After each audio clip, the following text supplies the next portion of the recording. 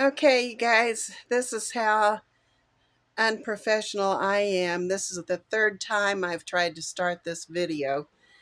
Yes, it's Grandma. Surprise! Um,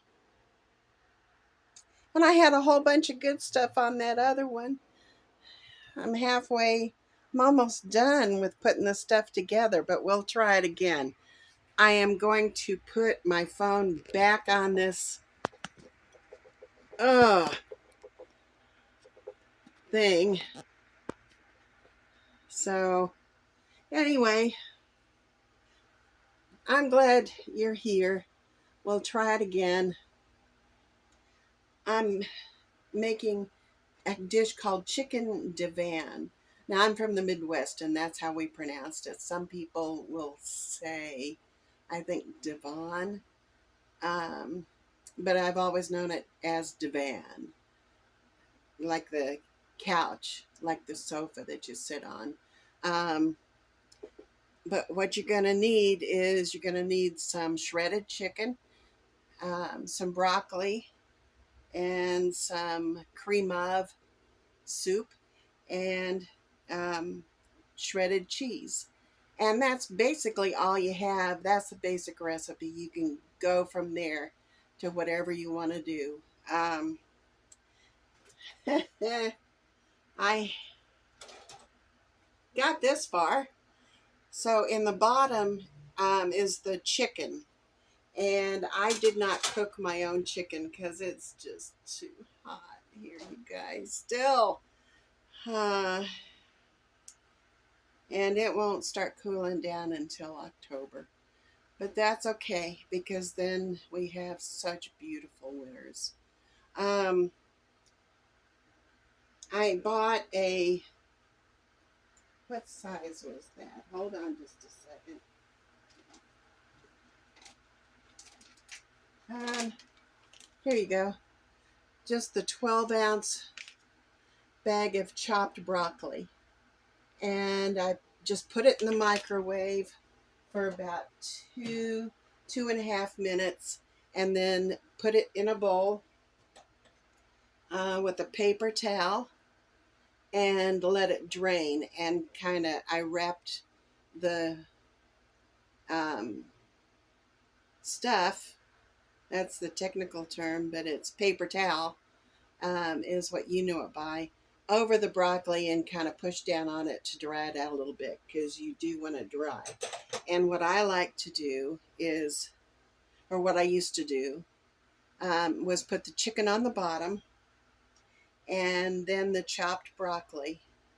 And now I've got the chicken soup. Now you can make your own cream of soup if you want to. Um, I'm using cream of chicken because I had 2 cans of those. You can use cream of mushroom, you can use cream of broccoli. I've never used cream of celery, but I would guess that you could even use that if you want to. Like I said, I didn't boil my own chicken, but that would be really good if you took chicken breasts, put them in a big pot with water, filled the water up above the chicken, and then let them cook for about a half an hour. Um, Put the spices in the chicken. I like to use chicken bouillon while I'm cooking the chicken if I'm going to do it that way. That way you've got the seasoning cooked into the chicken. And then when you're done, let the chicken cool down. Save the broth because you can use that to cook your vegetables in if you want to. And you don't have to go out and buy one of these, although these aren't very expensive. But why go out and buy this if you have the time to cook your chicken? So, anyway, that's where we are. Um, I think that maybe I might have used mayonnaise in this, but I'm not going to because some of the family doesn't really like mayonnaise. And I'm going to move you down here to where you can see. Uh, but anyway, I put some chicken broth in there, and I didn't measure. It's just until it's thinning out the soup, which I may need to put a little bit more in, to where it'll cover all of your dish here. Um, I like to put the broccoli on top because then you put the cheese on it. And the cheese with the broccoli, that'll be nice. And this is I shredded a half of a stick of Colby Jack cheese, and I got the 1 pound of Colby Jack. You can use cheddar, mild cheddar, sharp cheddar, whatever you want, um, whatever makes you happy. I just shredded half of it. Don't use the already shredded, because I don't know if you know it or not, but they put something on the cheese to keep it from sticking together. And I don't know what that something is, so I don't want to do it. And besides that, it doesn't melt quite as well. Make sure you get all your cheese in. Waste not, want not. I know you might have heard me say that before, but my mom and my grandma Hodges um, had a family through the Great Depression, and my mom was born just before. She was born in 1928, so it's just before the collapse of the stock market. So that was a hard time for them. So they just, whatever they did, they made sure that they used the most of it. And I think that if you kids take some of those lessons with you, it'll help you through this difficult time right now. Okay, so this is probably what you need, that kind of a consistency. Now, if you're going to put any spices on here, it would be the time to do it. Actually, the time would be before you put the cheese on, but Grandma got talking, and you know how that goes. Squirrels started running all over the place. But I am going to add some pepper, and you know the salt is my enemy. Salt is just a bad thing for me.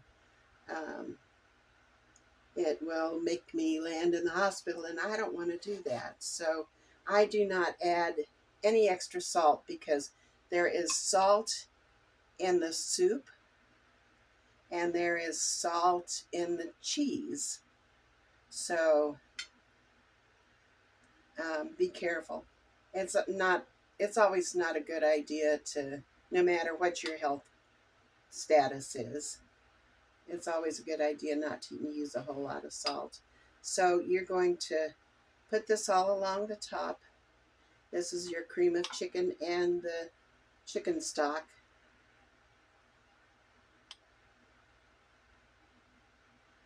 Make sure, put it on there thin at first. Make sure that you've got plenty.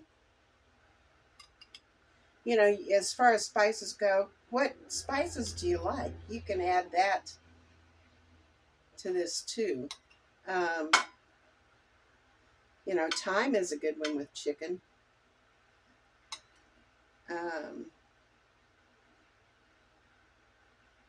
Also, I think what would be good is stuffing on the top. That just really sounds like a good thing to me. Now, because I've started this video, this is the third time, I did not remember to tell you again to make sure that you have your oven warming up. It's not going to be in there long. I wouldn't be doing this now if it was going to be. Uh, but start your oven at 350 when you're started with this. So heat your oven up, and I'm going to put some more pepper on the top here because I didn't really put that much.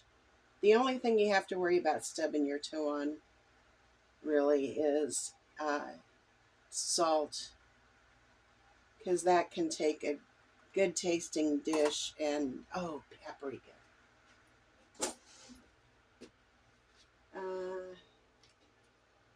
Doggone it, and you know what? I forgot to get it out, and I have buried it. Oh, no. That's cinnamon. That's not going to be something good. But I do have parsley flakes that you can, dried parsley flakes,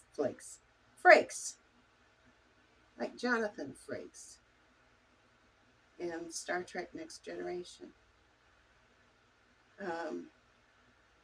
I've got the fan on because it is so hot here.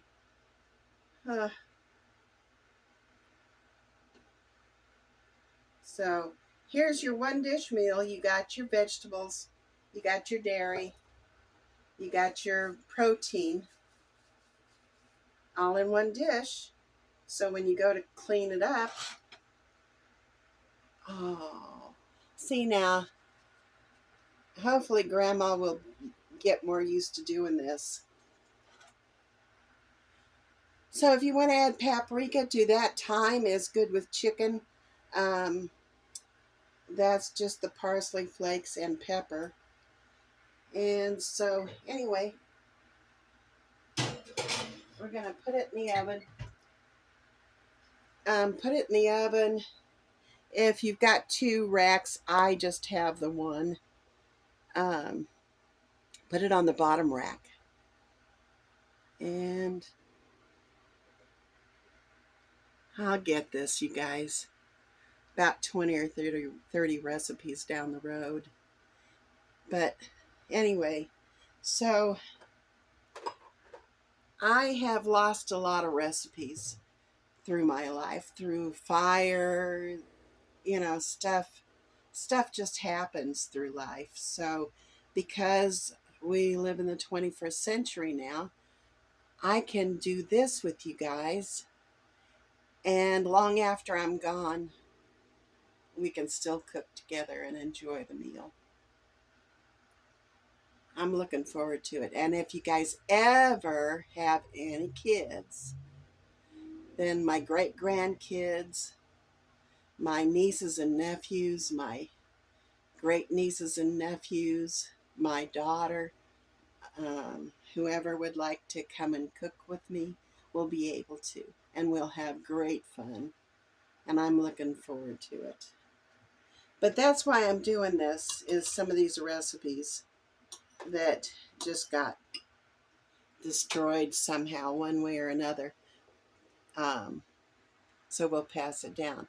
So it's in the oven. I gotta set the timer. I'm gonna set it for 30 minutes. I know I said don't put your hands on your face, but it's hot. Oh, buddy. We're gonna let it cook for 30 minutes and then let it cool, and then I'll be back. And I think Ross is supposed to stop by today. If he's here by then he can take a bite of it too with me. So anyway, I'm going to pause the video here and I'll be back. I love you guys. I'm so glad that you're with me. I miss you guys. All of you. I love you all. See you in a little bit. Okay.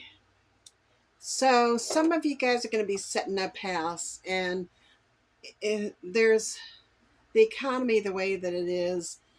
you want to try and save as much money because it's expensive, and you don't need to start with getting all the stuff right away.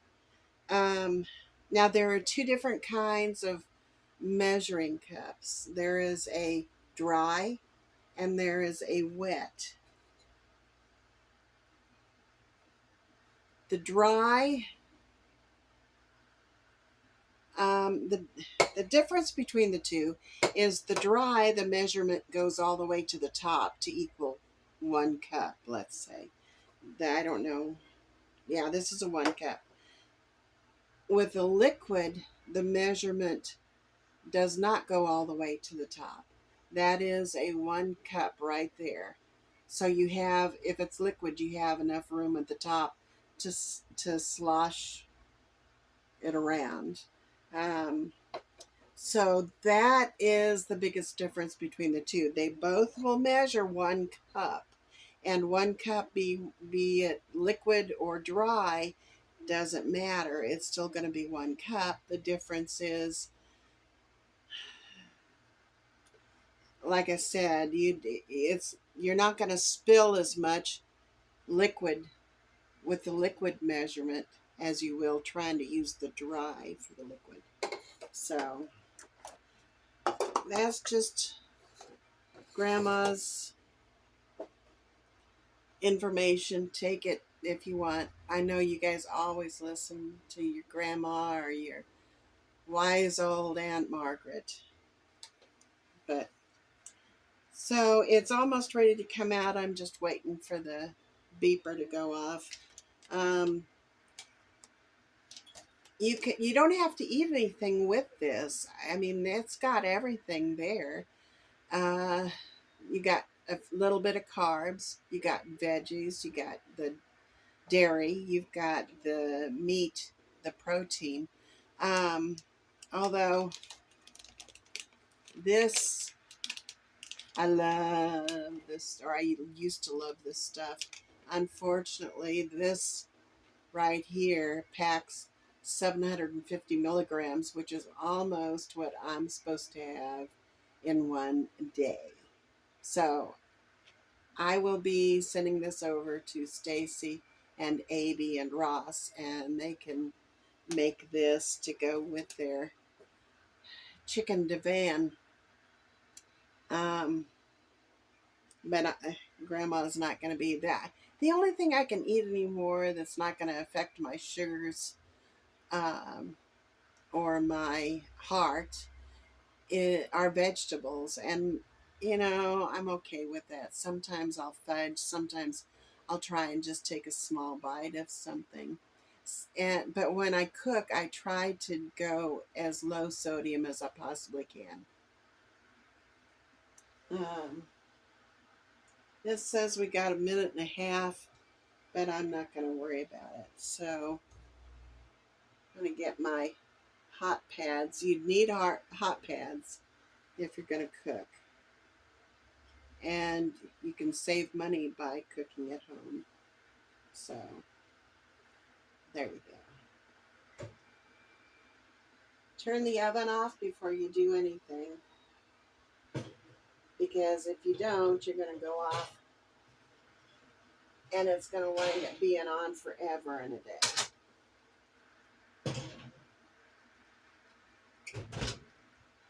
So there it is. Can you see it?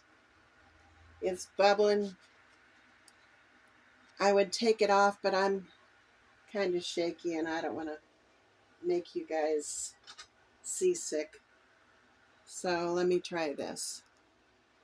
Can you see it bubbling on the sides there? You could leave it in a little bit longer if you wanted to, but I was in a hurry to turn the oven off. You can make it, leave it in to where it'll darken on the top. But yeah, there it is. It's done. Whoops, hit the wrong button. But there you go. Quick and easy for when you get home from work and you're hungry and you want to make something that maybe you're really hungry, maybe you've got friends coming over, this is a good recipe to share with friends. You can have a salad with it. That'd be nice with that. Um, Make the yellow rice and salad with it. And there you go. Have a good night. I love you guys. I really do. I hope you have a good evening, a good weekend, and enjoy yourself. Be good. Remember to be thankful to God for all the blessings that you have, and know that every day I'm praying for you guys for the Father's love and coverage to blanket you guys through your life. Don't take things for granted. Make sure to remember to tell the people you love that you love them very much. So if Ross gets over here pretty soon, then I'm going to leave it to where I can add a little bit at the end. If he doesn't, um, you're just going to have to try it for yourself. And I would tell you normally that if you're looking at people doing recipes online and they do not taste their own food, don't watch them. Although here I am not tasting my own food. But I've got heart failure and I've got COPD and I am diabetic and, other stuff. So I have to be very, very careful what I eat. But I don't want that to stop me from sharing recipes that you guys can eat yourselves. So this is your 21st century recipe card number 2, chicken divan. Love you guys.